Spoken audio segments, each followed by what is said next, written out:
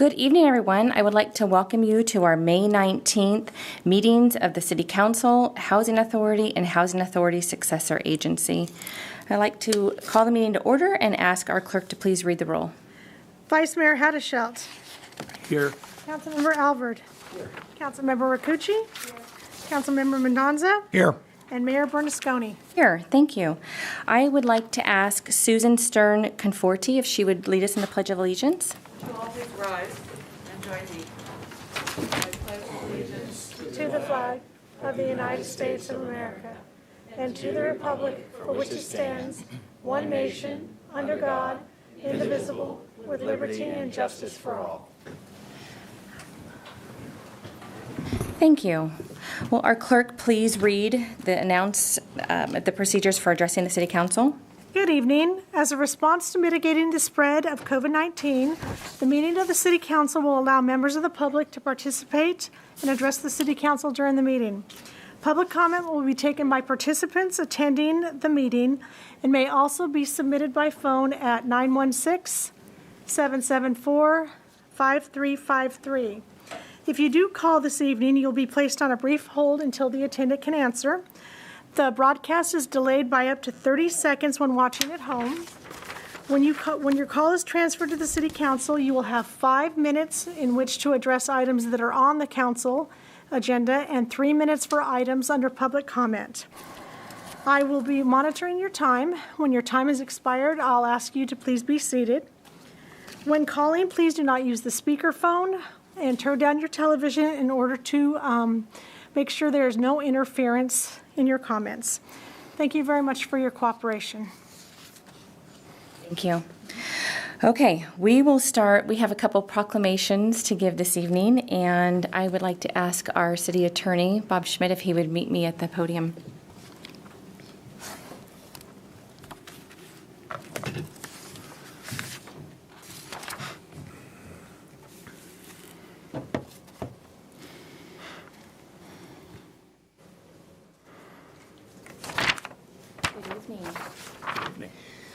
We've waited a long time for this. I have. Yeah.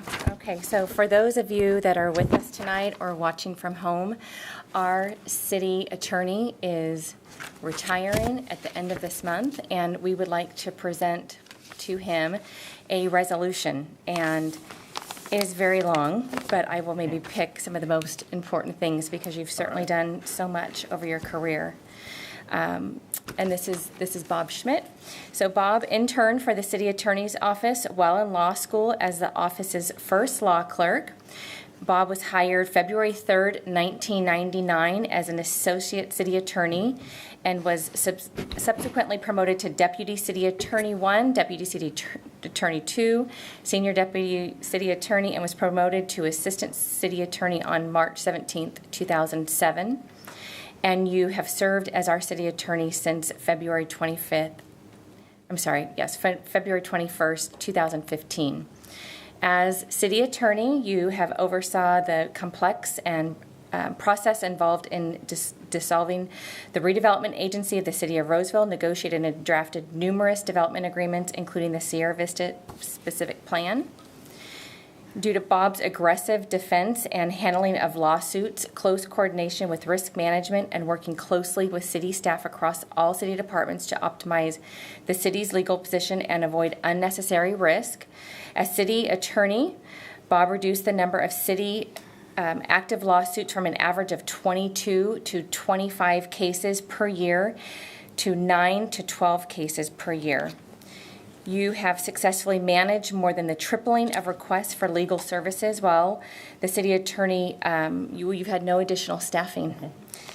And the city attorney's office has resolved 95,800 requests for legal services from 2015 through 2020. Due to Bob's leadership and guidance during the stay-at-home order, the city attorney's office provided effective and timely COVID responses, including preparing and advising on the proclamation of emergency, preparing 16 executive orders, advising on contracting and budgeting processes to assure CARES Act financing assistance and reimbursement, developing a code enforcement strategy, interpreting and advising on a variety of labor and employment laws newly enacted due to the pandemic. You've assisted the Economic Development Department with small business loans and grants, assisting the city's utilities with various rate relief programs and account delinquencies. You and your staff have done an incredible job, and you will be missed. Your leadership, your extensive knowledge, creative problem-solving skills, your calm demeanor, your quirky humor, that was in there, I didn't make that part up. There is really no department within the city that you have not had an opportunity to interact, and they've all benefited from your leadership. So on behalf of the City Council of the City of Roseville, we would like to commend you for 22 years of outstanding service and dedication to the City of Roseville, and we'd like to congratulate you for your accomplishments, and we wish you a long, healthy, and enjoyable retirement. Thank you, Krista, and Council.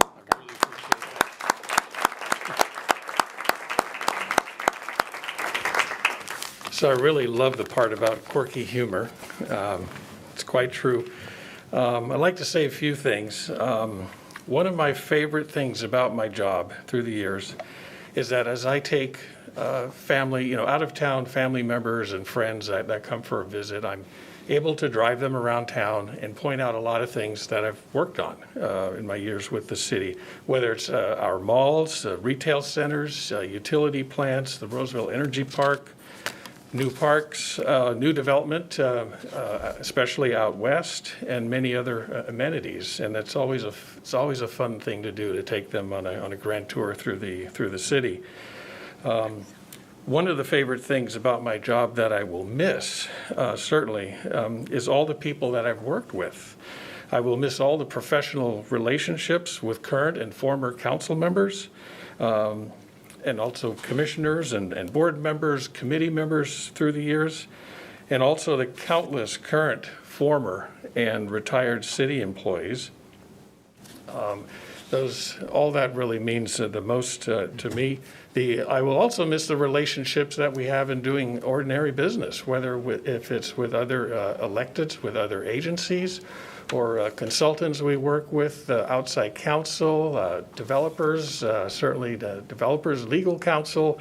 All that has been really a joy for me to be able to do in a professional capacity. I've worked with 6 city managers, each the right person at the right time, and I've truly been privileged to work and to finish out my career with Dom as our current city manager. And I will greatly miss our working relationship and his friendship, although I do hope and expect to continue to bump into him on the bike trail and have a drink now and then. But I will really miss our working relationship and also with the rest of the executive team and everybody, all the other department heads, really everybody. And just an awesome organization. And speaking of the organization, I will certainly miss it. It has been a career full of great workplace culture and leadership. It's very caring and very cutting edge, really, on all aspects of everything that we do. And that was one of the things I immediately saw when I was a volunteer law clerk, is just how cutting edge we are, progressive on so many things, so many topics across the board. And for back then, it was a small city, about a third of what it is today, and it had everything. So this clearly was the place for me to develop a career. And certainly, there is opportunity for advancement in this organization if someone puts their mind to it. I wouldn't trade the last 24 years of this organization with any other workplace. Lastly, there are a few folks I would like to thank. I would like to thank my wonderful staff, many that are here tonight, and for all their incredible support and their hard work, and maybe especially for tolerating my quirky humor. So I would also like to thank former City Attorney Mark Doan. He was the city attorney that hired me. He also hired me as an intern, which was 2 years before I started working here as an intern. I mean, as an attorney.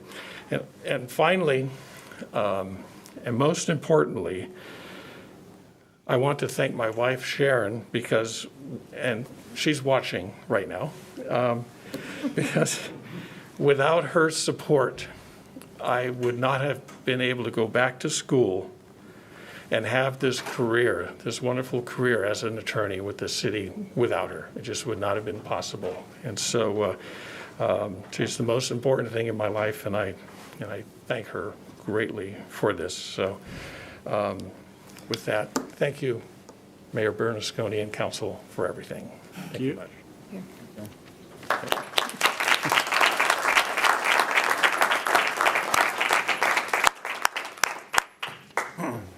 We know that you will be here for the duration of the meeting. Do we want to just hold off our comments until that time? Are we good with that? Go with that. Okay.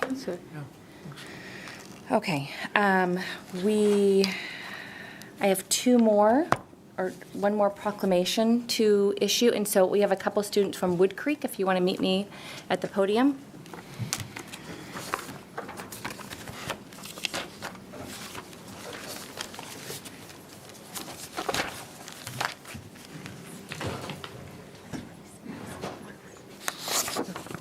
It's okay.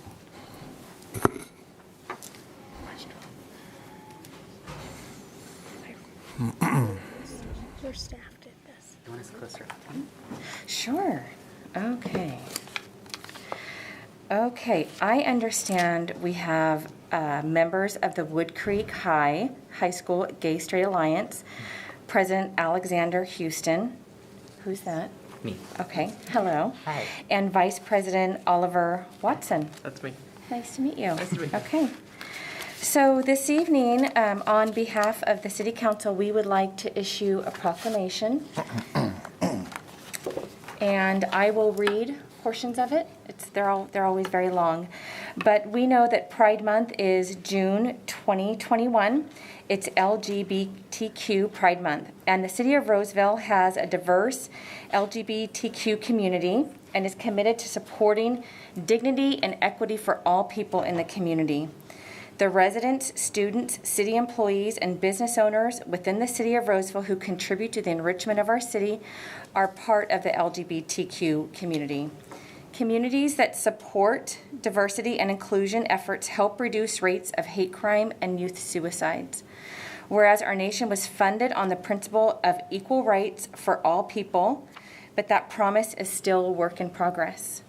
52 years ago, on June 28, 1969, the Stonewall Inn in New York City, a courageous group of citizens rose up against harassment and mistreatment, setting in motion a chain of events that would become known as the Stonewall Riots and the birth of the modern LGBTQ civil rights movement.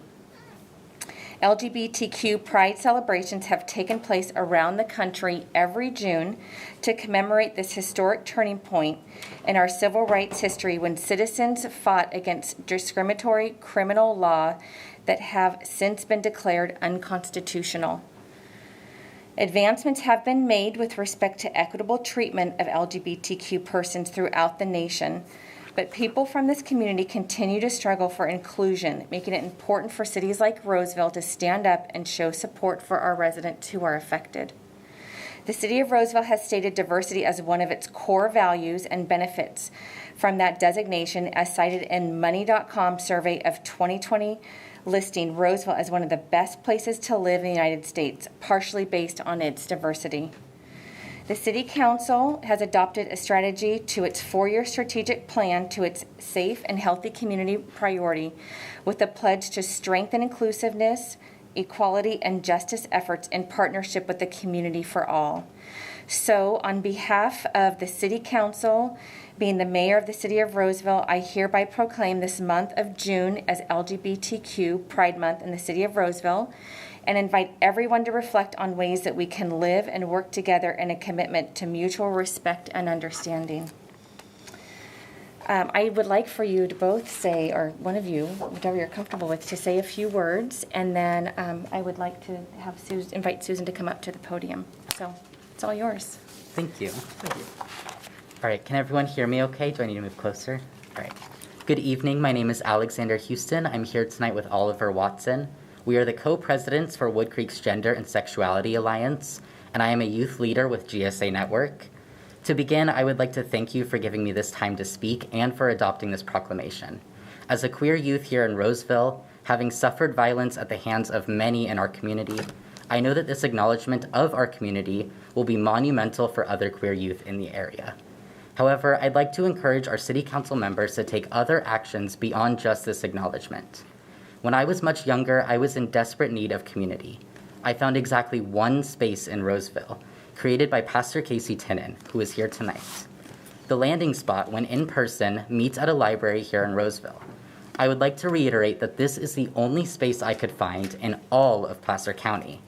The landing spot is a truly essential place. It has consistently provided queer youth in the area with a community, and there has never been a meeting without food, just in case any of us are going hungry at home. The landing spot is currently funded almost solely by Pastor Casey Tinnen's church and community support, but I strongly encourage financially supporting this space. Financial support would aid in removing any financial strain, while also allowing for us to consider upgrading our space to accommodate as many youth as possible. Similarly, there is a major need to increase access to resources in Placer County. From my research, there is one resource for LGBTQ survivors of relationship-based abuse, and there is currently only one doctor who is able to provide resources for transgender people.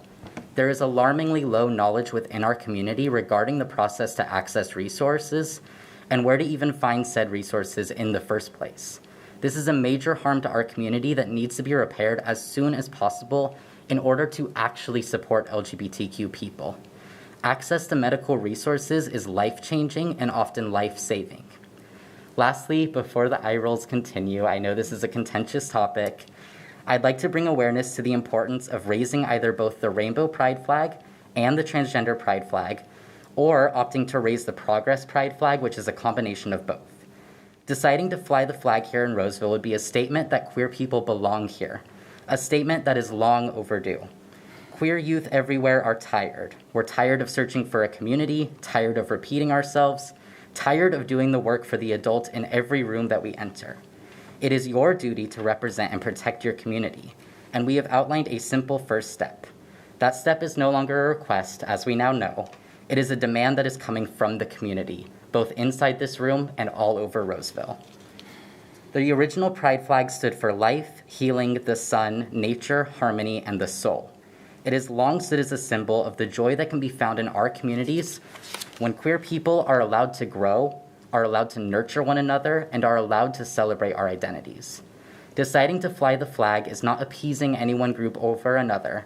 It is a statement that Roseville is against hate. As much as people in the community will appreciate this proclamation, as long as we are suffering violence at the hands of others in our area, there is always more that can be done. Deciding to fly the flag, and hopefully continuing to support our community even beyond that first step, is just one way to make change for queer people, especially queer youth. It is a small but important symbol that community can be found in Roseville, a symbol that I needed as a kid. Again, thank you for making this statement and for hearing our voices. Our only hope tonight is that more will be done. Thank you again for your time today.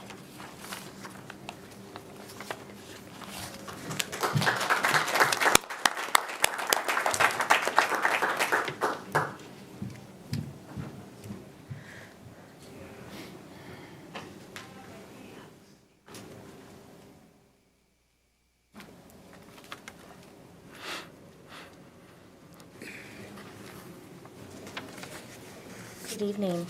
Susan, we would like to issue the same proclamation to you. This is Susan Stern Conforti. Am I saying that right?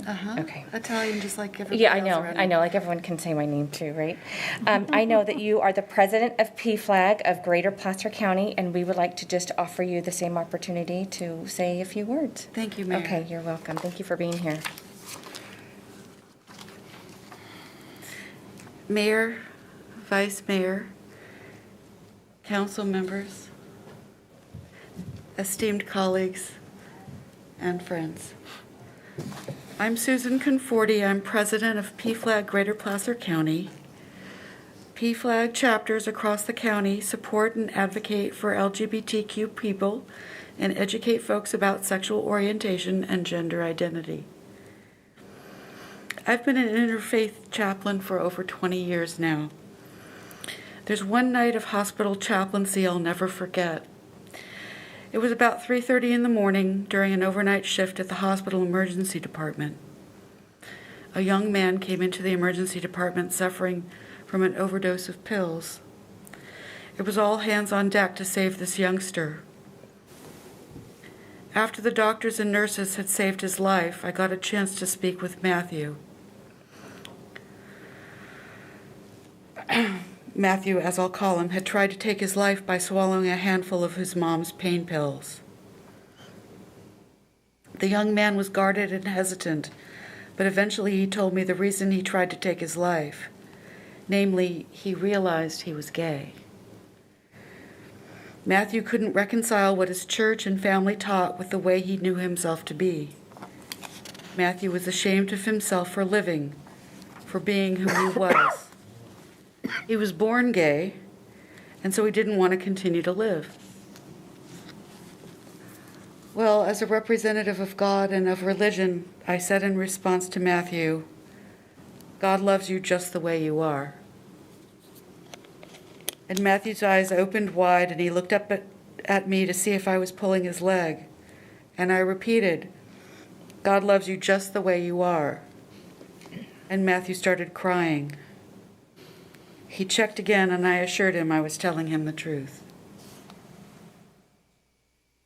Matthew had never heard religion and acceptance in the same sentence. He didn't know he didn't have to be ashamed of himself.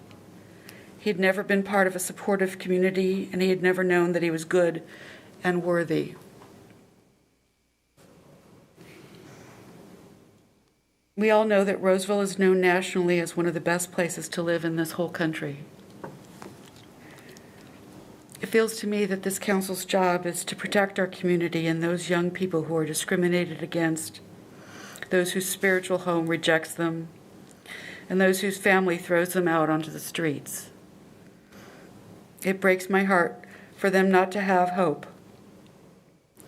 It breaks my heart for them not to know God's love and grace and acceptance.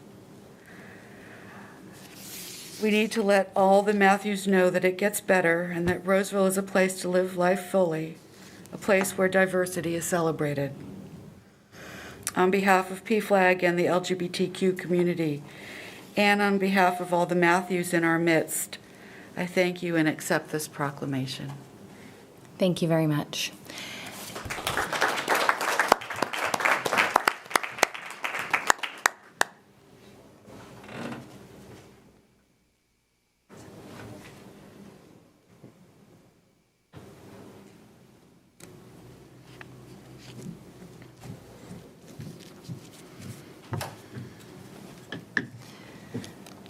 Okay, all right, thank you very much.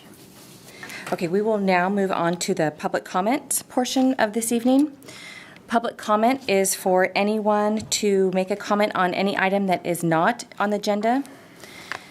The call-in number is 916-774-5353. Do we have anyone on the phone tonight?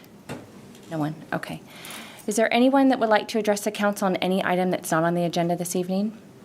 Can I get a show of hands, actually? 4, 5. Okay. Any order's fine, but you want to maybe start with the gentleman or whomever, but we'll just come forward. Okay. And we have 3 minutes for any item that is not on the agenda, and we just ask that if any comments just become redundant, we just ask that you make a point that's different than what's been made before. Okay, good evening. Good evening. Thank you for taking my comments, Council.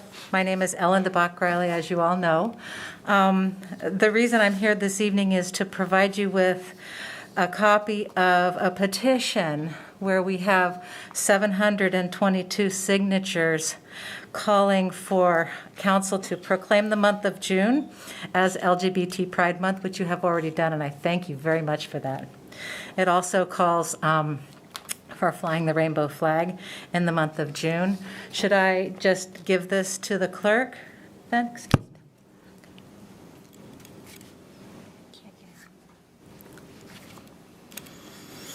And to simply say thank you for asking staff to bring you a flag policy. I think one of the things that I've heard in the last several weeks is, Ellen, bringing up this issue is only going to bring out the ugliness. And the flag policies that you have before you give you the option of supporting inclusion, just opening the opportunity for council to choose to support communities like mine, or to turn your back on that and choose a policy that does not recognize all of these voices that we're trying to represent. So I just urge you to choose an inclusive flag policy when that comes before you. Thank you. Thank you. Anyone else? Just please come forward.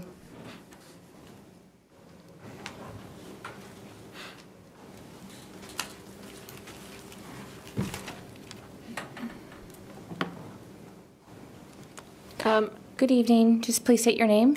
Hi, I'm Kenesha Goyle, and I'm a senior at Oakmont High School. Thank you for listening to me today. I just wanted to share a few words about my experience as a queer youth living in Roseville.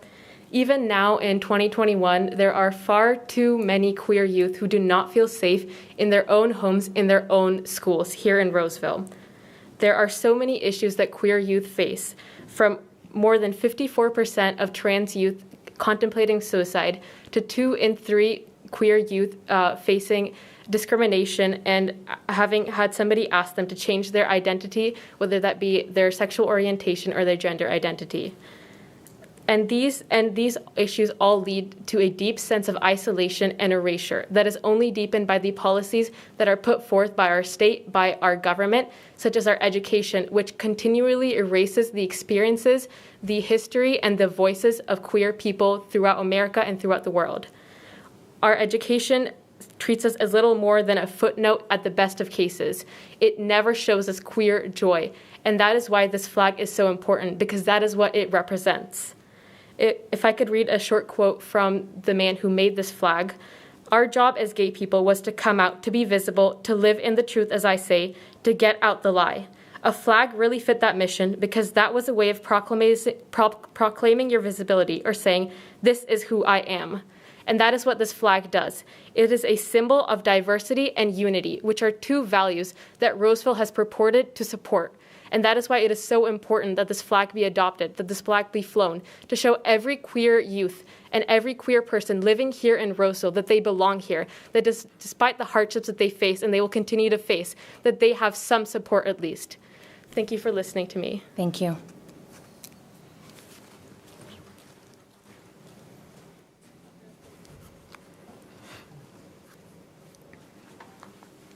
Good evening. Good evening, Council. My name is Pastor Casey Tinnen. I'm the pastor of Loomis Basin Congregational Church, United Church of Christ, and the founder of the Landing Spot. I started the Landing Spot 5 years ago as a response to there being no resources for queer teens in this community. And I cannot tell you how moved I am that you would make June Pride Month.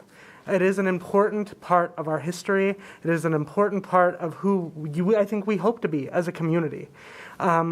As someone who tells a story often in church about a rainbow and the hope that that rainbow provided, I can't tell you what it would mean for these young people to see a rainbow fly on these city grounds. These young people live in isolation, many of them, and many of them experience a lot of homophobia and pain. And I think that you taking a stand offers some hope that you don't even know how transformative it could be. We know there's a study that says that a young person is less likely to commit suicide, something like by 40%, if they know that there is one adult who believes them, who affirms who they are. So this isn't a political game. This is a life-saving game. This is an opportunity for Roseville to show up and to do something that has the potential to save lives. And I would encourage you to consider that. And again, thank you for what you have done already. And I hope that you will continue to take some brave steps. And I'm happy to walk alongside of you in any way that I can. Thank you. Thank you. Is there anyone else tonight that would like to address for public comment?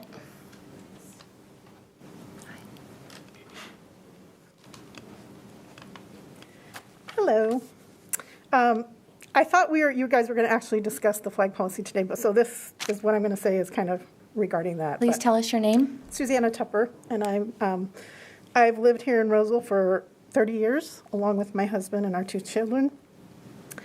The decision regarding the flag policy will change Roseville. It will communicate more than just to staff. I ask that you focus on 2 important groups who will hear your vote and process how that vote will affect them. First, outside businesses that are looking to move to this region and to Roseville specifically. They will be deciding if Roseville is a good fit for their companies' cultures, and more importantly, their relocating employees. Will they feel welcome? Will they find a community that embraces them and their families? Will those families be safe here? Second, and most importantly, the young people of Roseville. This last year has been very difficult. Countless elected officials have voiced concerns over the mental health of our kids in an effort to open up our economy and our schools. Concerns about suicide especially. I'm sure you're aware that LGBTQ youth have a much higher rate of suicide when they don't have an accepting support system. You can make that better. You can show and not just tell these young people that you see them, that you support them, that you value them, and that this is their home too. And that even if they don't have a supportive parent or teacher or friend in their lives, this city will have their back. Some may say a flag is trivial, but I ask you to think about how a flag invokes countless emotions, from pride to fear to empathy and camaraderie. Some may say, let's not rock the boat. Let's leave things as they are. That's too late. It's now been brought to you for a decision. And while you make that decision, I hope that you keep our young people in your hearts.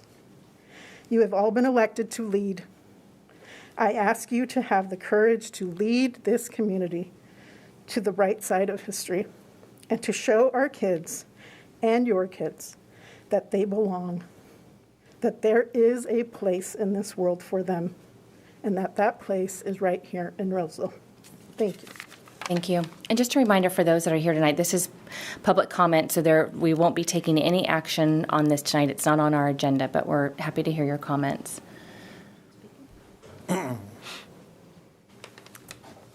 Council member, mayors, I apologize for the sunglasses. I forgot my regular glasses, and I need these. They're prescription. I actually sent a letter to all of you. Please let us know your name. Sorry, Lisa Larkin, Roseville. Lived here for over 20 years now. Thank you. I did send a letter to all the council members. I thank Councilmember Alvord for actually responding. This past year, I've served on an Inclusion, Diversity, Equity, and Anti-Racism Committee as a chair. I have learned a lot about the LGBTQ members of our community and how they suffer from not only inequities, but also from severe depression, anxiety, and fear for their lives due to the harassment and hate crimes. We have seen an increase today more than ever due to the division of this country, in this county, and yes, in this city of Roseville. These members of our community are shunned, bullied, spat on, harassed, beat up, discriminated against for employment, and all of these things lead to horrible emotional distress, depression, and suicidal thoughts. Coming out to a family alone is an extremely difficult thing to do, let alone coming out publicly. We all know that. So many members of our community stay in the closet and can't be who they truly are for fear of retribution. I can only imagine what that must feel like, and I wouldn't wish that on anyone. The LGBTQ members of our community are many. They are brothers, sisters, sons, daughters, moms and dads, business owners, police officers, college students, and contributing members of our community and economy. Some of those folks you may be interacting with, you don't know that they are, but they are. I have seen the work that the city is doing to become a more inclusive, diverse, and safe community for all, and I appreciate the efforts the city has made thus far. But there is much work left to do to make the underserved in our community feel welcomed and safe. If we are to be true leaders in our community, we need to stand up for and acknowledge that we value all members of our community, no matter what sexuality, color of skin, religious belief, etc., and especially those most underserved and at risk. The LGBTQ community needs your help, and you have an opportunity to lead by letting the community know that here in the city of Roseville, all members of our community are equally important and that we won't stand for anything less. I think that the proclamation was a great step, but flying a rainbow flag during the LGBTQ Pride Month would demonstrate an additional effort, a much stronger acceptance and commitment to those in our community, with the goal of making it safer for everyone, and perhaps someday it will bring unity. I am asking that you recognize the needs of the LGBTQ members of our community and do everything you can to show they are welcomed here and to keep these contributing members of our community safe. Please adopt flying the rainbow flag during Pride Month. I know that you are developing a policy on this, and I hope you will support it. Thank you. Thank you. Is there anyone else tonight? Any other items for public comment?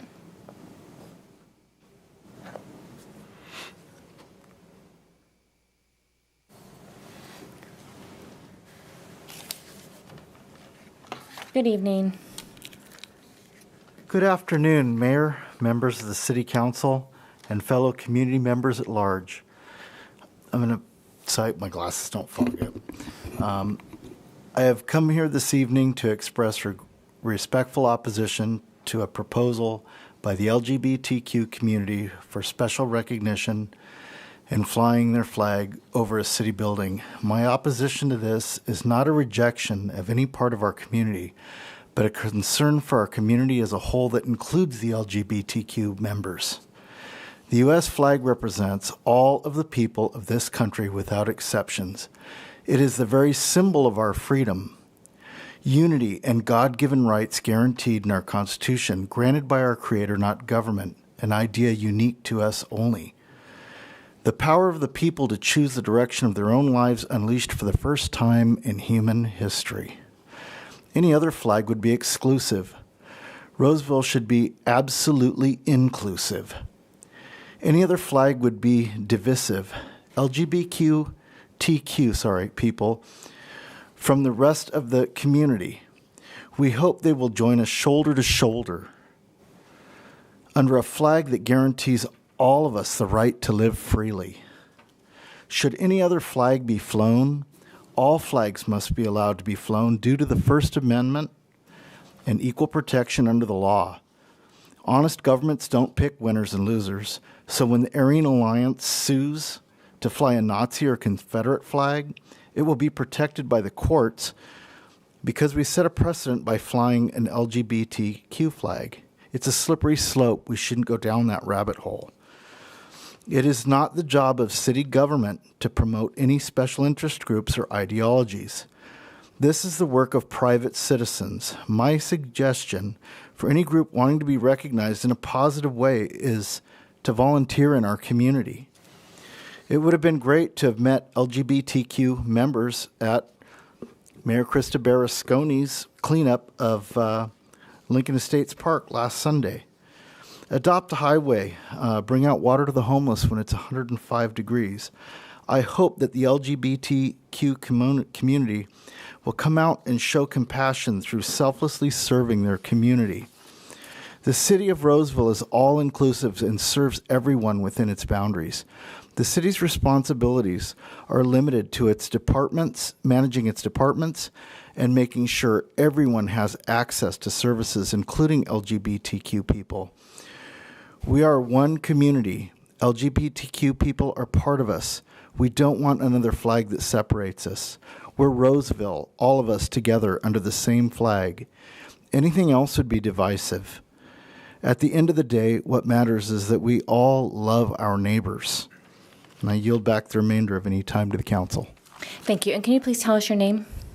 Oh, I'm sorry, I thought I did. My name is Jeff Harper, and I've been a resident for all of my 55 years of Roseville. Thank you. Is there anyone else here tonight that would like to make a public comment on any item that is not on the agenda?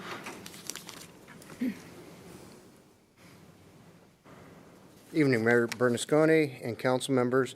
My name is Kirk Euler. It was a pleasure for 18 years to serve as county supervisor here in Placer County, and during those 18 years represent part of Roseville, the last 10 years representing approximately 50,000 Roseville residents who are members of the 4th Supervisorial District.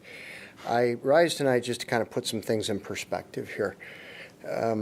You're being asked to fly a flag on behalf of approximately 2% of the United States population. You see, Gallup has been tracking these numbers since 2011, and Gallup reports that those U.S. adults who identify as lesbian are 0.7%, and those who identify as gay are 1.4%. So combined 2% of the U.S. population. Now, if that surprises you, you're not alone, because what Gallup also tracks is how many Americans think the number of gay and lesbian among us is substantially higher. And what they found, according to their research in May of 2019, U.S. adults estimate that nearly 1 in 4 Americans, 24%, are gay or lesbian. Gallup has previously found that Americans have greatly overestimated the U.S. gay population, recording similar average estimates of 24.6% in 2011 and 23.2% in 2015. So Roseville is being asked to fly a flag in recognition of 2% of the population. Well, if that's the case, what other sectors of the population should be considered? Just 2 years ago, a venture capitalist out of the Bay Area circulated a petition to split California into 6 states. Just over 2% of Placer County residents signed that petition. Should the city of Roseville then fly the state of Jefferson flag? According to Forbes' story of April 2018, 9% of U.S. adults either believe the earth is flat or are skeptical and have doubts about it being round. Should the flat earth movement be flown in recognition, or their flag be flown in recognition of those 9%? More recently, last year in November, Donald J. Trump received more votes for president of the United States from Roseville residents than any other candidate. Should the Trump flag be flown in recognition of those folks? The obvious answer to all of these is no. The city of Roseville should not get sucked into a game of focusing on what divides us, but should rather stay focused on those things that unite us. A thriving local economy for all. Strong police and fire protection for all. And an exceptional quality of life for all. That's what unifies Roseville.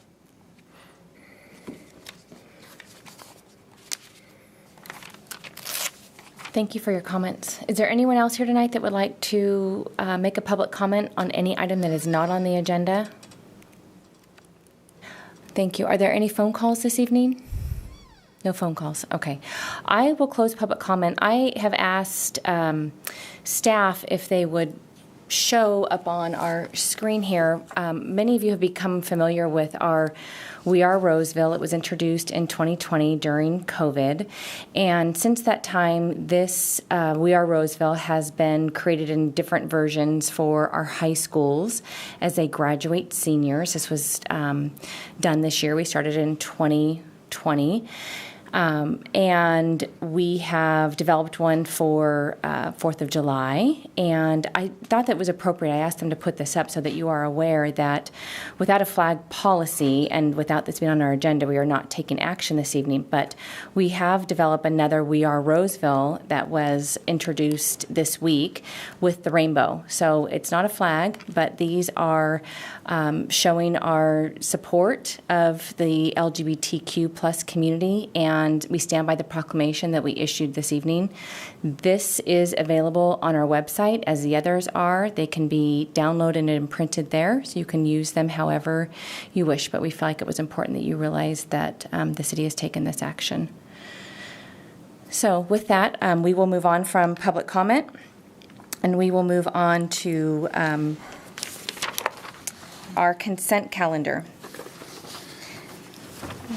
Matters on the consent calendar are considered to be routine in nature and will be passed by one motion. There'll be no discussion of consent calendar items unless a member of the city council staff or the public requests a specific item be removed. Currently, we do not have any requests for items to be pulled from the consent calendar.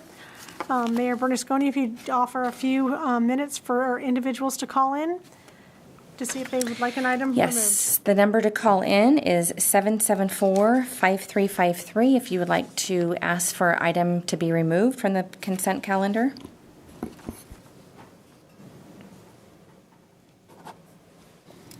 And seeing none, we'll close that. Okay. May I have a motion to approve the consent calendar as recommended? Second. Vice Mayor Haddashelt. Yes. Councilmember Alvord. Yes. Councilmember Rakucci. Yes. Councilmember Mendoza. Yes. And Mayor Bernasconi. Thank you.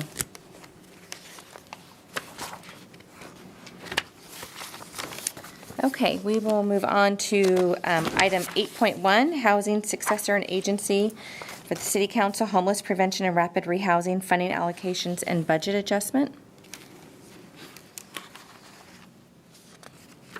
Good evening. Good evening, Mayor Bernasconi and members of City Council. I'm Susanna Krell, Housing Analyst in the Economic Development Department. Tonight, I'll be presenting the 2021-2022 Homeless Prevention and Rapid Rehousing Recommendations and Budget Adjustment. The Homeless Prevention and Rapid Rehousing Program was established in 2017 with an initial 3-year commitment from Sutter Health's Getting to Zero campaign. Homeless prevention and rapid rehousing services provide temporary assistance to provide a household from becoming homeless, as well as assistance to obtain permanent housing for those currently homeless. Through this grant program, the city's internal homeless team, and collaboration with Placer County's Continuum of Care, we have seen Roseville's homeless count decrease over the last several years. Housing successor agencies are allowed to use up to $250,000 of low and moderate income funding per year on homeless prevention and rapid rehousing. Roseville has used the maximum allowable for this purpose since the startup in 2017. In 2020, Roseville applied for and was awarded permanent local housing allocation funds for a 5-year period for both City of Roseville and City of Rockland. This grant fund will fund the Homeless Prevention Rapid Rehousing Program and infuse nearly $3.5 million into the community over the next 5 years.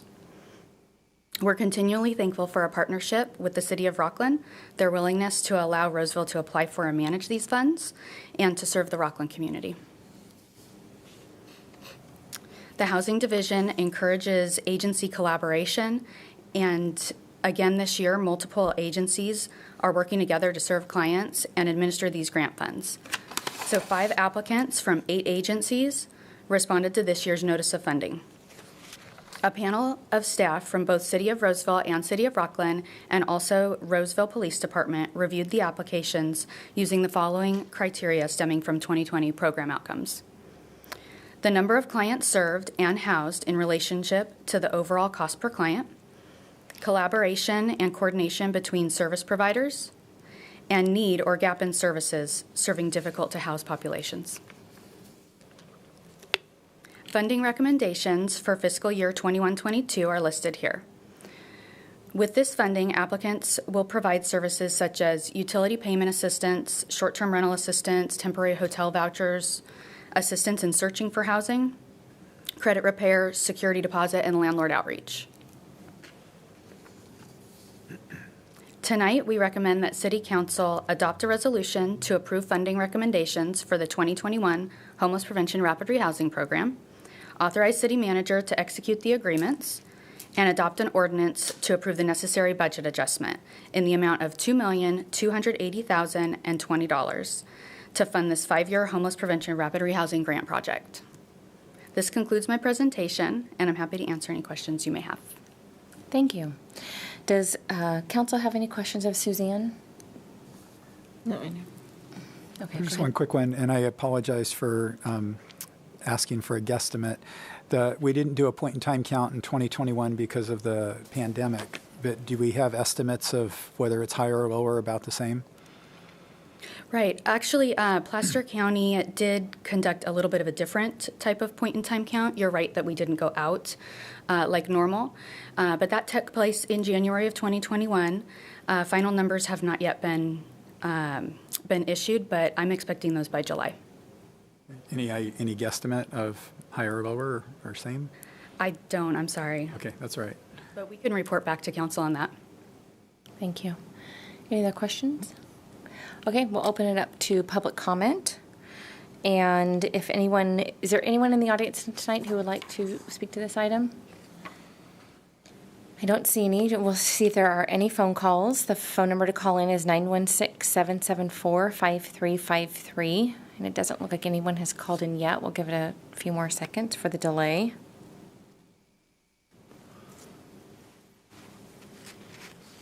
Okay, well, I'll close public comment. And does the council have any other questions, comments before we ask our, oh, go ahead. Just a comment. I mean, this along with our other programs, signify the compassionate heart of the city of Roseville. You're to be commended for all your work in this area, the entire housing department, and serving all our folks here in Roseville. And I think, as the inflationary pressure mounts in our society, the need's going to be greater. So thank you. Thank you for your support. Mm-hmm. Yeah, agreed. I mean, that's what sets Roseville apart from other communities, is that there are services available to those who want them. So we appreciate all the work that you do. And we have the nonprofits that are willing to do this and to do a good job and work with the city. So it's a real good team effort. Thank you. Thank you. Okay, we have a motion. Adopt resolution number 21-234, approving funding recommendations and authorizing the city manager or designee to execute grant agreements on behalf of the city of Roseville, and to adopt ordinance number 6366 of the council of the city of Roseville, authorizing certain amendments to the fiscal year 2020-2021 budget and declaring this ordinance to be immediately effective as an appropriation measure. May I have a motion? So moved. Second. Vice Mayor Haddashelt. Yes. Councilmember Alvord. Yes. Councilmember Rakucci. Yes. Councilmember Mendoza. Yes. And Mayor Bernasconi. Yes, thank you. Thank you very much. Thank you. Okay, and we get to hear from our fire chief next. We have a department update from Chief Rick Bartee.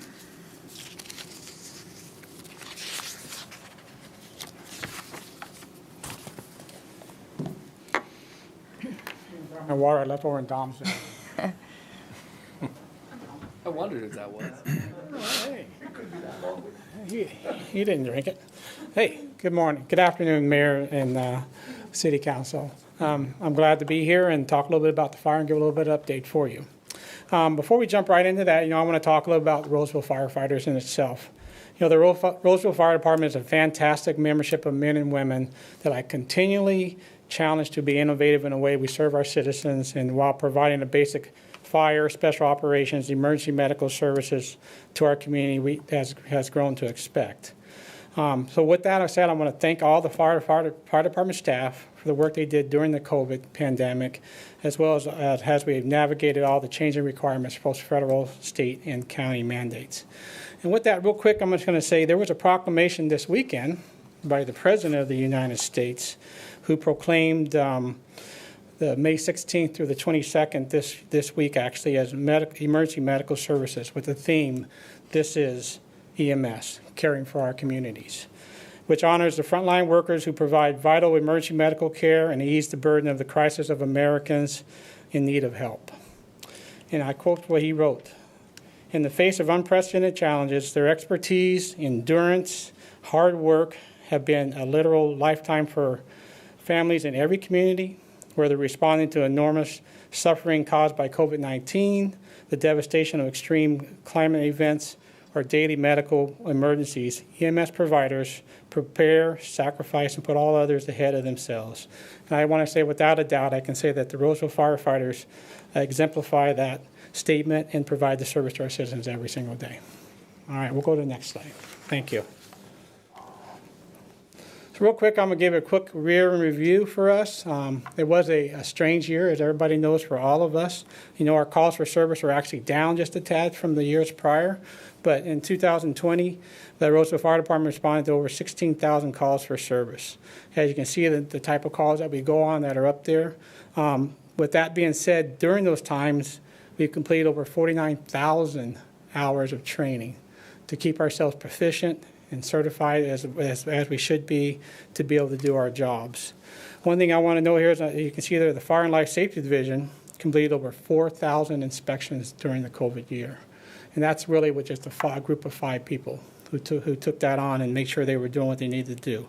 Because a lot of those inspections, because of COVID, was in support of keeping businesses open during the changing COVID climate and regulations, especially with the outdoor dining and the tents and the heaters.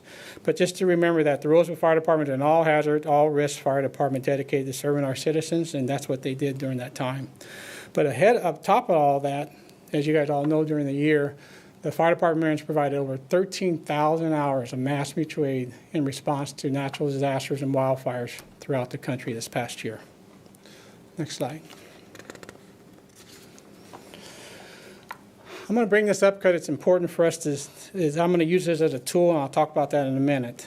The Insurance Services Office certification or classification. The ISO, this is an organization that provides statistical information on risk. The ISO bases the fire department's rating on many factors, including the number of personnel that are on duty, training level of personnel, response times, the amount of water the fire department can get to a fire, the amount and quality of equipment that's available for us to use as fire engines, fire trucks, and hand tools. And the ISO rating is meant to give insurance companies a uniform system to which to base their insurance premiums. And the rating goes from 10 to 1, with 1 being the best. Well, in this last year, as you can see up there, in 2020, they began their survey of the fire department.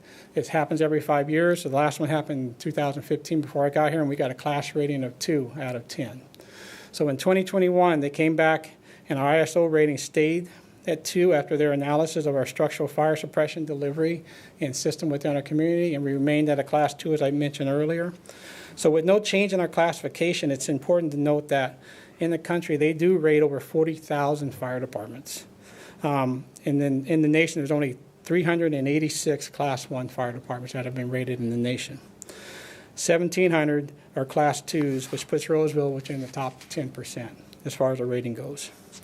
How's that important for me? I plan on using it as a tool for us to use to the survey as an evaluation as a tool to better ourselves, aiming to raise ourselves hopefully to a Class 1 in the next 5 years. With the improvements we have coming, with Fire Station 8 getting built hopefully in the next 5 years, improvement of the overall response times, continued our high level of maintenance of our fleet, our hydrants and the facilities that's provided for my city partners in Public Works, IT, and EU. They provide us a great chance for us to become a Class 1 fire department sometime in the next 5 years. As you can see up there, we got 3 new brush units coming this year. Actually, they came in last month, and we're training with those as we speak. We received those out of the fiscal year 20. The current wildland engines we purchased sometimes back in 2004, and they've served our community for over 17 years. And that's 2 years past the normal lifespan. Our apparatus are usually up for replacement. This increases our reliability. Our old rigs that reached the end of their life expectancy and were affecting our reliability as they are constantly in the shop or put out of service. So it also allows the fire department to put one of these old brush rigs into a reserve unit, which we've never had before. So if one's down, we're going to be able to have a one in backup. With these, it's going to enhance our features for wildland. They're 4-wheel drive, which the last ones weren't. We're able to have a higher clearance and allows our rigs to access more steep and rocky terrain. It also allows us to be able to pump water through the hose while rolling and moving as we're trying to get ahead some of the fires in vegetation fires and wildland incidents. The other picture you see up there are 4 new Type 1 engines that should be here in town, hopefully in September. That's currently what they look like right now at the manufacturer.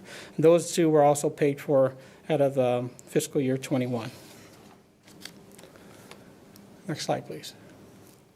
So something big coming, back with the adoption of Section 2.9.27 of the Roseville Muni Code, Emergency Services, Medical Services First Responder Fee. So beginning in FY 2021-22, the city will begin to collect fees related to the cost of providing advanced life support, basic life support services, and other medical services that require an immediate transport to the hospital for both city residents and non-residents. Actually, coming to you at the next council meeting will be a resolution or a council communication for you guys to approve the last step we needed to get this thing over the hump was a way to bill for that. So we've made an agreement with a building agency to come to do the billing for us, and we'll get that rolling. So right now we'll talk about it at our budget hearing coming up here in June, but right now our budget for next year has kind of been seated with over $700,000 in revenue expected to come in for that within the first year in itself.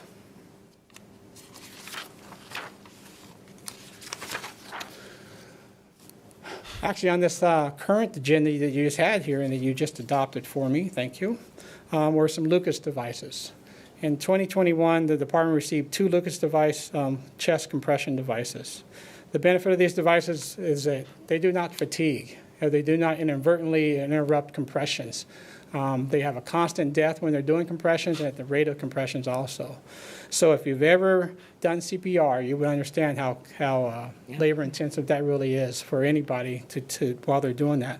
But also frees up one of the firefighters to be able to do something else for the patient or for the patient's family even while they're doing CPR.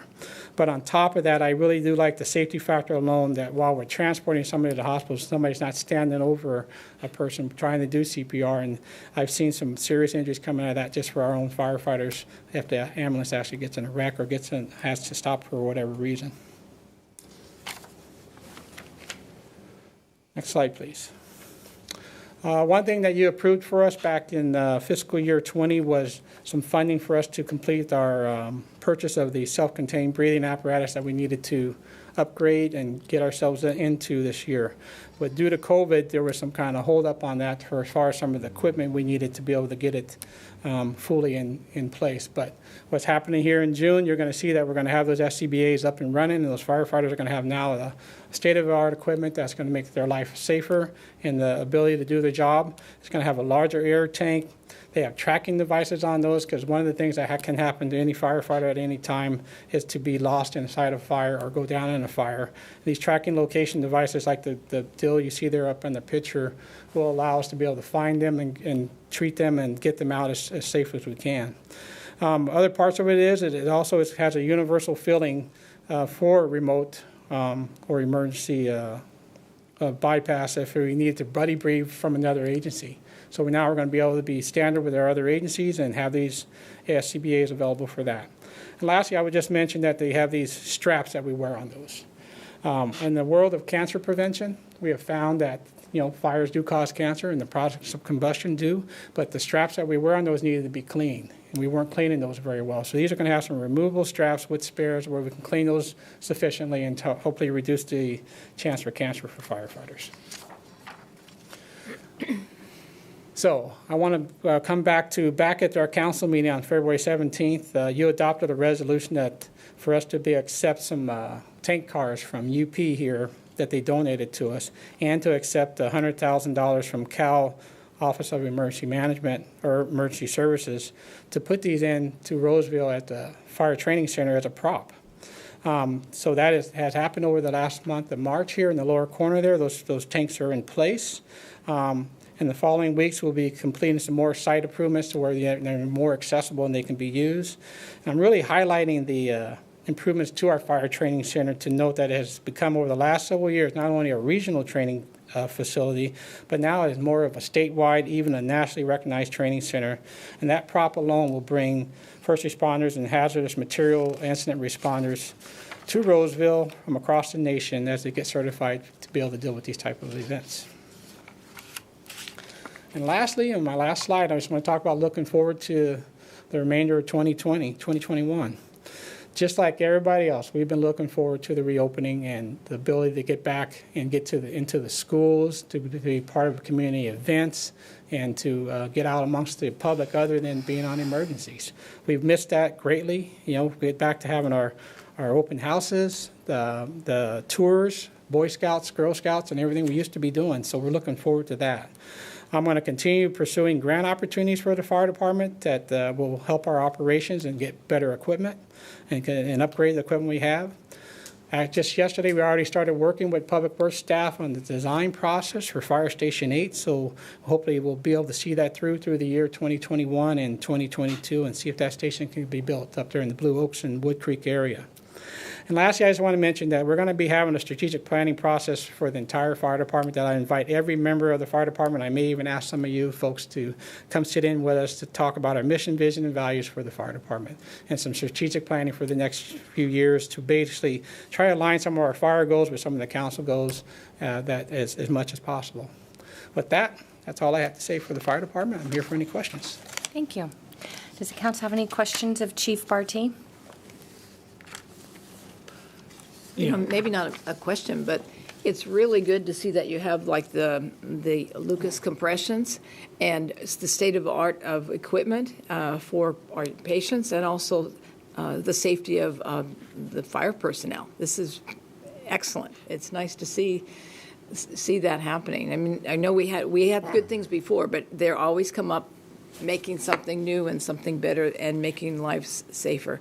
And I remember going through the process, and so did the council, when we had, I forgot, Firefighter 101 day, and going in the dark and carrying a hose in the dark and going, it's dark in here, and firefighters do this all the time with a real fire, and to be able to make sure they don't get harmed or lost or confused and keep everybody safe. So I thank you for showing us the latest that our community has. Thank you. To keep everybody safe.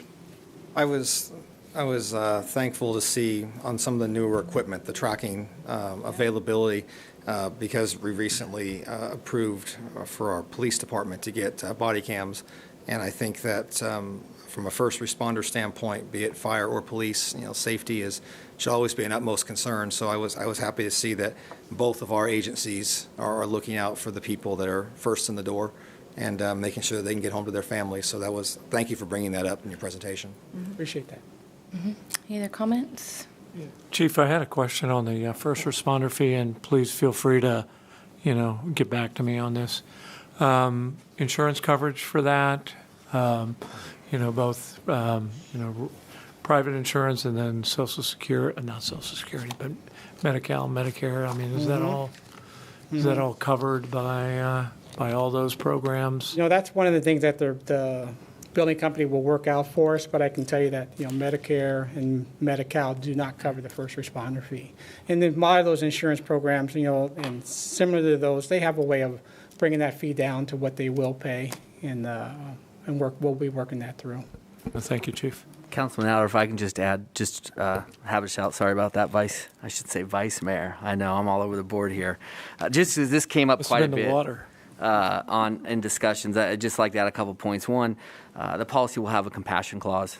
This is not intent to go after folks who aren't insured or can't afford it. And the other point in Placer County, our percentage of insured is very high, much higher than most areas in California. And so we look that this will be a successful implementation. We think the compassion clause will certainly help in some of those areas.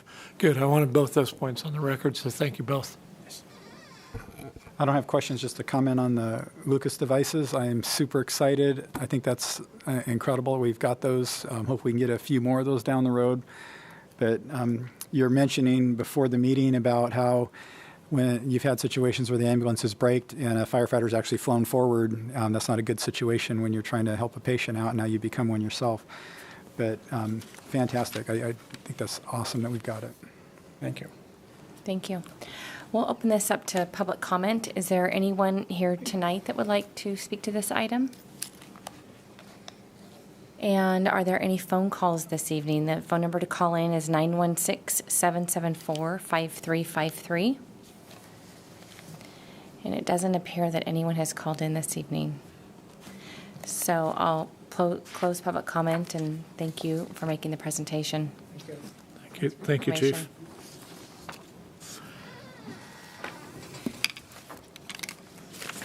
Okay.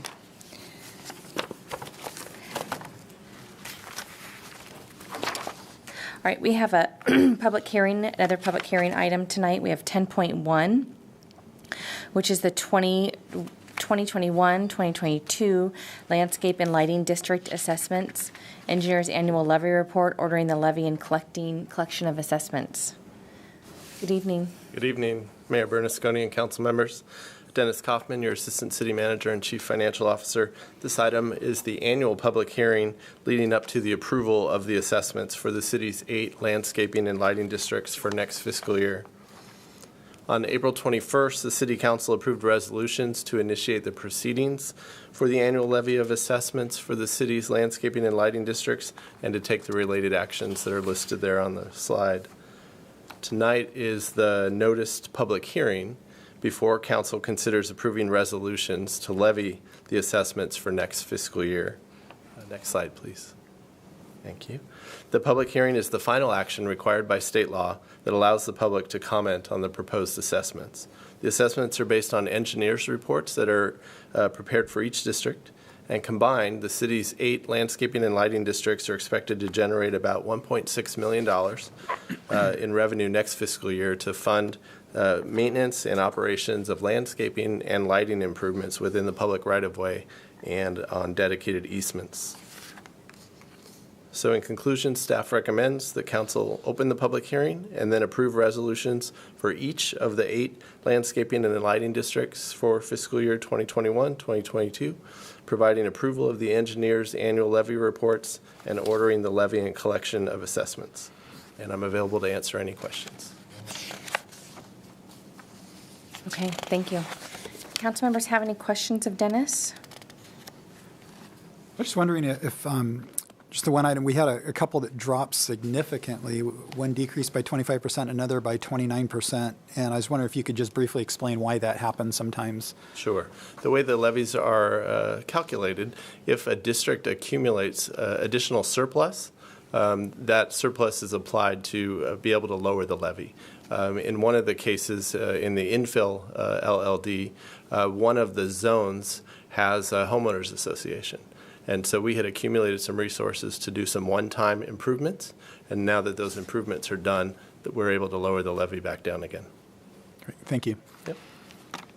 Any other comments? Okay, if none, do we have anyone who has called in on this item?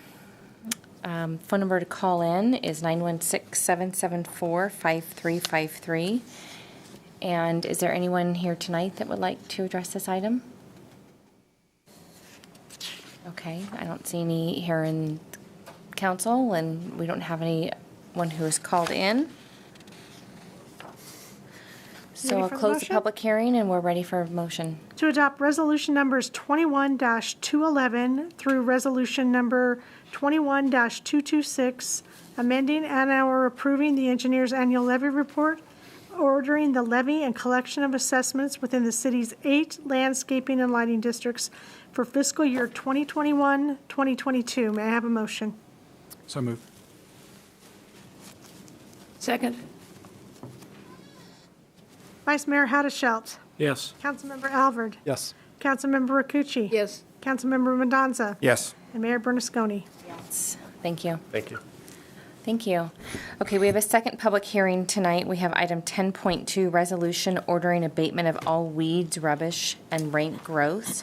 I'll open public hearing, and we will hear from Fire Division Chief Jason Rizzi. Good evening. Good evening, Mayor Bernasconi and members of the City Council. My name is Jason Rizzi, Division Chief of the Roseville Fire Department. I'm joined by Eric Dubovic with our parks. He's a park supervisor with our Parks and Recreation Department. We're here tonight to discuss the steps the city is taking for weed abatement in this really dry year. So it's an unusually dry year, so we wanted to come together and tell you what we're doing. And at the end of it, we have to, I'm going to take that off a little bit, apologize, hold a public hearing to receive objections to the weed abatement actions that you're going to approve, if you choose to approve them. With an area well over 40 square miles, Roseville requires an extensive program to minimize the impacts of wildland and brush fires. This program will not eliminate these types of fires within our community, but the measures we are currently taking will assist our fire crews by providing fire breaks of up to 30 feet between hazardous vegetation and combustible structures. Over the next month and prior to the deadline of July 1st, private landowners are notified in writing with a letter from the fire department of the requirement to remove hazardous vegetation on vacant parcels. City staff and contractors will take similar measures on city properties. With that, as I mentioned earlier, this has been a very dry year in our region, so these efforts are very important for us to minimize the number of brush and wildland fires in our community. This concludes our presentation. We're happy to take any questions you may have before or after Council holds the public hearing. Does the council have any questions of Jason? Not for me. No, I never. Go ahead, Bruce. Are you one of the awesome Erics? I'm one of them. Thank you. Eric and Eric, right? Correct. I've been hearing about Eric and Eric Yeah. in Parks and Rec and Library with our camp. So I just wanted to, in my quirky way, say thank you. Welcome. Any other questions? I do have a question, and I'm curious regarding the abatement of the weeds. Will this year be any different than years in the past because of the dry conditions? For example, in some of the open space now, we're already seeing lots of growth. I know that we have waited until they've been a certain height so that we're not going through there twice. Mm-hmm. I think one of the things that's hard for us, Mayor, is even this weekend there's some precipitation that's expected. So it's really kind of a timing game. We don't want to cut too early. A storm system comes through, we get a regrowth. But this year with the drought conditions, we really want to say to the public, minimize those activities that might start a fire. If you live near an open space area, don't do any mowing or anything in the afternoon. Do it in the morning when it's cooler, the humidity's higher. And Eric, I don't know if you want to add anything about what your crews are doing out there. Yeah, as Jason mentioned, the goats are back, and they munch approximately 3.5 million pounds of weeds in 160 days. So we increased our goat herd size last year and twofold again this year. We're currently working in Secret Ravine, which was a large success for us last year. We were able to abate lots of debris in that area, and this year there was very little debris due to the high frequency of police patrols. And we plan to munch the weeds down actually twice this year in that one location. So. Okay, any other comments, questions? Maybe just one, Jason. My husband and I went on a walk, and you notice, it's dry, everything's dry, and it's all high, but there's empty lots that are vacant, but right next to them are houses and residential, but it's like, look at them, and you're just hoping somebody doesn't throw a cigarette or do anything to start something. So like that. one thing I would say is with over 40 square miles of area, it's a process that we start early, where they're actively cutting in May. The one thing I will say this year that's different is we will bring to council those lots that don't abate by July 1st. The city will abate those lots, and the cost of that abatement will go on the property tax rolls. So with the drought conditions, we definitely are going to be very focused on eliminating those vacant parcels and the weeds that are on them. Thank you. Okay, thank you. I haven't called for a call-in, right? Okay. Is there anyone tonight that would like to make a public comment on this item or call in? The phone number is 916-774-5353. It doesn't look like we have any calls or that anyone is here tonight that would like to talk to this item. So I'll close the public hearing and ask our clerk to read a motion, please. The motion is to adopt Resolution 21-202, ordering the destruction or removal of all weeds, dirt, rubbish, and rank growths in the city of Roseville, and overruling any and all objections thereto. May I have a motion? So moved. Second. Vice Mayor Haddashelt. Yes. Councilmember Alvord. Yes. Councilmember Rakucci. Yes. Councilmember Mendoza. Yes. And Mayor Bernasconi. Yes. Thank you both for being here. Good work. Okay, that closes us out. We will have one last public comment We'll give anyone an opportunity to make a comment on any item that is not on the agenda. We'll take phone calls, or if there's anyone here in the audience tonight who would like to make a comment to the City Council. I don't see anyone here this evening, and we'll maybe just give it a few seconds and see if anyone wants to call in.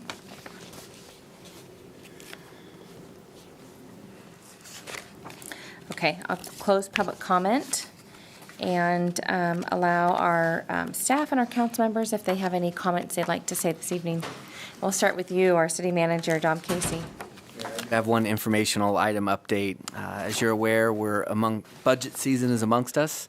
And this evening, for our council, those in the audience, and those watching tonight on TV, our full citywide budget will be online this evening for review.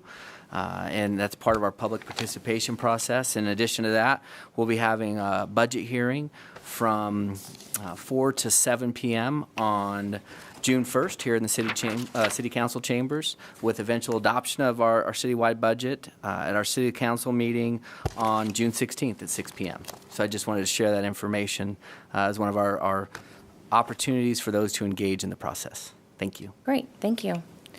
And I usually don't do this because I know he doesn't really have much to say usually at the end of the agenda, but it's our last chance for our city manager to make, our city attorney to make any final comments.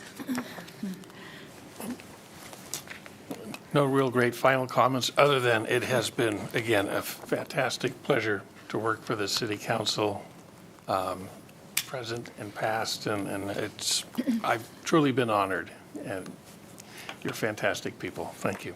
Thank you. Sonia, you good? I'm good, thank you. Okay, all right. I'll miss Bob too. A lot. We all will. Okay, we'll start with Councilmember Alvord and just work our way down for any final comments before we adjourn.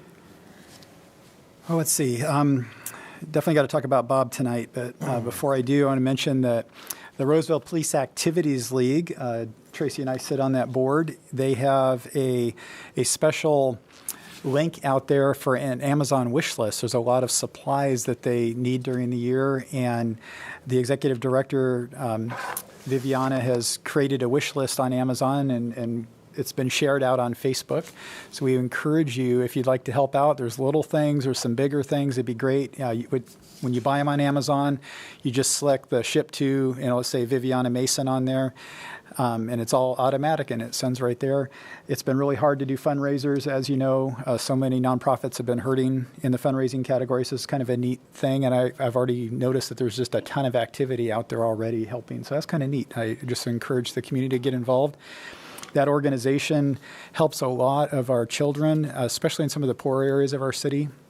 It gives them activities after school, doing homework, a lot of self-esteem. They do a lot of really neat training for the kids, and so a great program. Just hope people would support it. There was an interesting event this weekend, last Sunday. There were 10 Boy Scouts that became Eagle Scouts, and because of the pandemic, it kind of backed them all up, and they all went through the Court of Honor at the same time. And so the mayor helped create a certificate for each one of them, a resolution. I forget the proper name of it. Resolution. They were really excited. It was really a fun ceremony. It was kind of nice to be able to speak to them as far as, these are some of our future leaders. And I know we've got, I think, one Eagle Scout up here, and that's a big honor to go through. That's a lot of work and a lot of discipline. And so it was a pretty cool thing, and real proud of those guys. And as far as Bob goes, the City Council, we hire and fire 2 people. That's the city manager and the city attorney. This council, Pauline may have. I don't know. We've never had to fire anybody so far. It has happened in the past. But Bob's job for us is he covers our tail, and not just the City Council's tail, because we are elected by the community. We represent the community. And the community is made up of residents and businesses and people that are vendors for us, and a lot of people we serve, all these employees. And so as city council members, we represent all the stakeholders of the city, and Bob makes sure we don't mess them up, because he is the legal representation for the whole city, all of those stakeholders. And I think it is fantastic that he rose up through the ranks. And I'm surprised I didn't have some 1800s start times on there, because it seems like you've been here forever. And a real impressive career. And what I was also really impressed with, everybody likes Bob. And he's got to be tough sometimes. I've sat in his office and had some pretty deep discussions with him. And I tell you, he's a nice man and he's a smart man. And I felt like he was always trying to find the best solution. And even if it wasn't good news sometimes. But in the process of him getting closer and closer to retirement, he has worked really hard on training a successor, a potential successor, because he doesn't get to choose, the council gets to choose. And I was just impressed the way you brought Michelle up to that point. This was a rare moment for our council because you did such a good job. We didn't have to do a national search because everybody, your whole department, everybody, and all the other department heads, I think everybody just knew she was the right one, the right fit. And I think a lot of that comes to you because you set her up for that success. You deserve a wonderful retirement, and I hope you have a great time. We so appreciate your service here on the city. You've done an awesome job, and we're not just saying that. You really have. Thank you, Scott. Appreciate it. I'll be brief because I do want to get to something important about Bob. But, boy, I'm sure happy we're headed towards more in-person. Had an opportunity, it was virtual, had an opportunity was invited along with Supervisor Bonnie Gore to the Junction Democrat Club, and their motto is, there's more that unites us than divides us. It was a great opportunity to talk about, the drought and other things that the council does and do that outreach. Monday night, I was at the Stone Ridge Neighborhood Association in Cambria Park, which was an outside event with our great Tara G. and our great police chief. He's not here. But boy, they sure appreciate it. So it was great to be back in person. I was back virtual this morning for 8:30 with the North State BIA to give update. And then I was in person with Councilwoman, former Mayor Pauline Ricucci. So it's really good to be able to have that opportunity to go back out into the community. It's so much appreciated and so vital. And one of the great things about our democracy is that we get to hear some things that we like, and we get to hear some things we get to work on, and we get to hear the diversity of opinion in our community. And we are blessed to have that diversity in our community and that opinion in our community. One of the first things you do as a new council member is you get called into Bob's office. And I really am. Michelle, where is? Do I call them your staff or Bob's staff? They're Bob's staff till Thursday, right? They're Bob's staff. Okay. I wish they were here because I'm sure they had some things to say. But you go into Bob's office, and he, in 90 minutes to 2 hours, gives you a lay of the land, brings you up to speed on what's going on, gives you an opportunity to talk about things. And, what we're fortunate here to have, both with Bob and Michelle, are lawyers who speak plain language and are diligent and determined in representing the city, and their staff reflects that. So, Bob, thank you for your counsel, because that's truly what you are, your counsel. So some of that is therapy, right, for our professional staff and for the elected officials to go, wait, I don't get it, right? But you've been great counsel over the years, and I know you're gonna get your knuckles greasy as a mechanic here. So thank you for your good work. Thank you, Bruce. Appreciate it. I didn't have any council assignments that met since our last meeting, but Bob, I wanted to wish you well. Congratulations on your retirement. And as someone who was a trial paralegal for many, many years, all of us up here, we get briefed routinely on litigation, within the city and the status of those cases and where they're trending, if they've been resolved and whatnot. And for the size of our city, coming up estimated on 150,000, give or take, having our own utility and all of the things that we provide as an all-inclusive city, the open case rate and the caseload and the fact that we don't end up in court all that much says a lot about your team, and it says a lot about the people that you brought up underneath you. So I just want to thank you for keeping us as a city out of court and watching our bottom line, and doing what you need to do. Because I think a lot of people don't realize just how time-consuming and costly that can be for a city like ours. There's not a lot of cities that have the uniqueness that we have, especially with our own utility. And there's opportunities for cost and litigation to really get away from us. And so having someone like yourself at the helm who keeps an eye on that and is knowledgeable about the law and how to navigate those waters so that we don't end up in court and we don't spend monetary dollars that could be spent elsewhere on frivolous things. I personally appreciate that, and I think our residents appreciate that as well. I just want to echo Councilmember Alvord. I want to congratulate those Eagle Scouts that recently became Eagles this week. I want to encourage those Scouts, if they're watching, to reach back down to those Life and those Star Scouts, especially coming out of the pandemic. It's difficult. I served as the district commissioner for the Golden Empire Council for many years out in Sacramento, and a lot of people, when they get to that life rank, they run out of steam.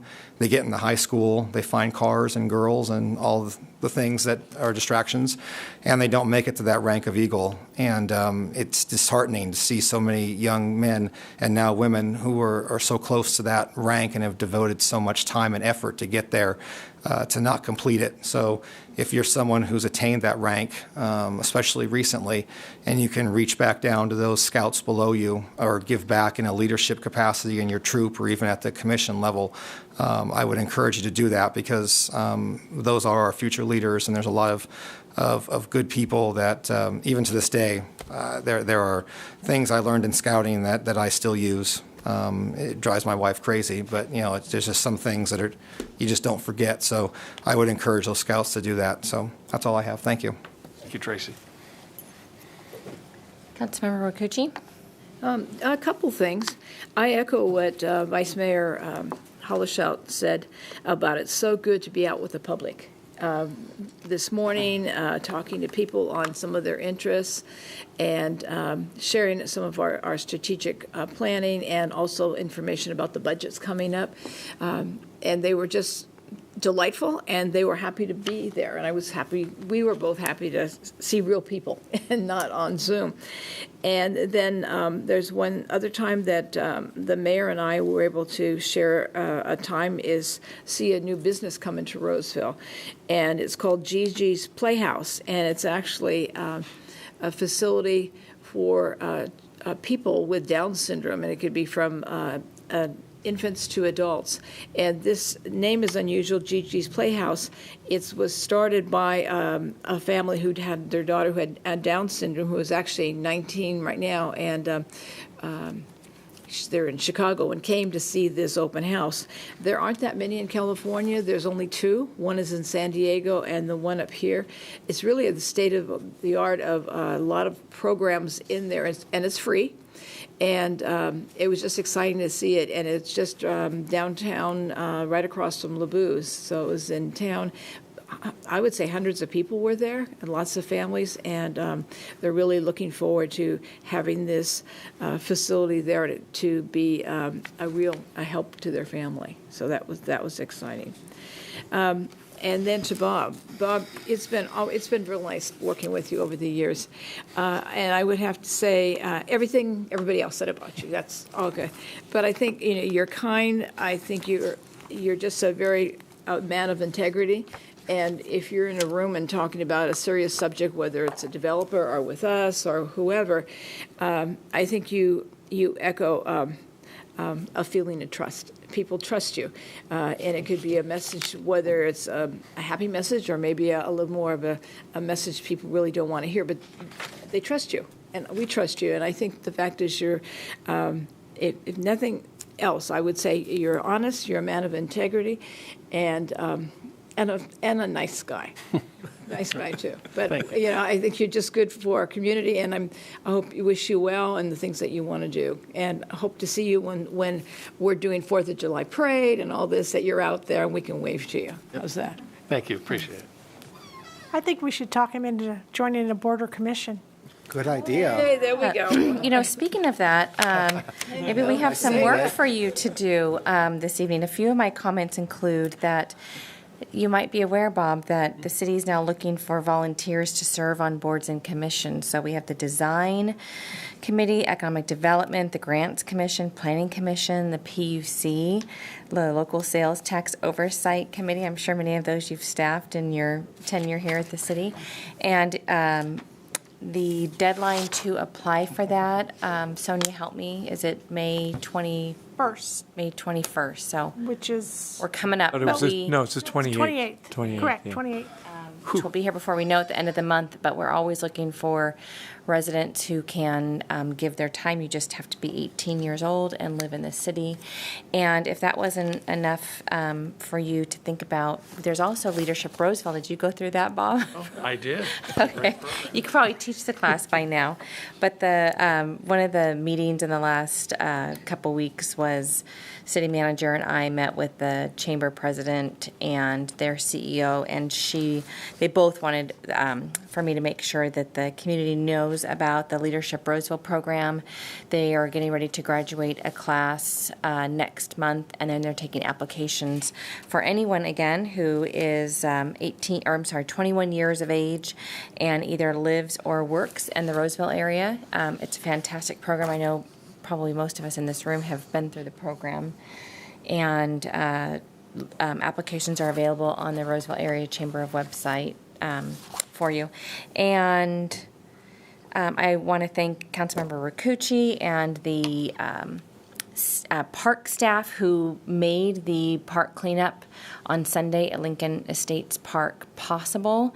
We had a really great turnout, and within about an hour or so, we were already finished with our work, which was a little daunting when we pulled up and all of the mulch and the dirt and the trash. And we worked together, and really thankful that that was able to be accomplished. The neighbors came out. They were thrilled. They were so proud of Roseville and proud of their neighborhood. They all had a story to tell. They've been there for 43 years, and they all knew each other. It was awesome.